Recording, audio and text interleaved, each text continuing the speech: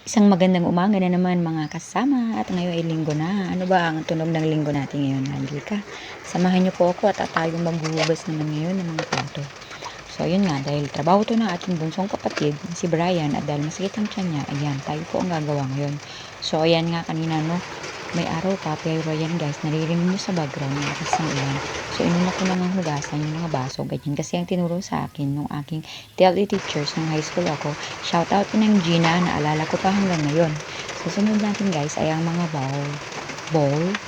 Ayun, tama, bowl nga. Tapos niyan, sunod natin ang mga plato. Oo nga pala, nakalimutan ko.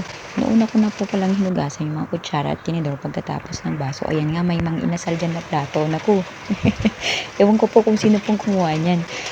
Tapos po niyan, sinunod natin ang mga kutsilyo at syempre ang ating mga kaserola at kaldero at yan, hindi ko po alam Tagalog ng pariyo. So pagkatapos po niyan, banlawan po natin ang ating mga hinugasan. Ito po ay first banlaw. Syempre, kailangan may second banlaw po ito. Kaya halika, mag-igibulit tayo at magbomba. Pagkatapos po ng second banlaw, ayan, ilalagay na nga po natin na ganyan. Patutuyuin natin ang ating mga hinugasan. Sasalangsang natin ng maayos para maraming maging laman. Diba napakasarap ng kulay ng aming mga plato at mga baso. Sarap kainin. Ayan, tapos na po tayo at ang ulan ay tumila na rin po. So, thank you for watching. God bless our Sunday, everybody.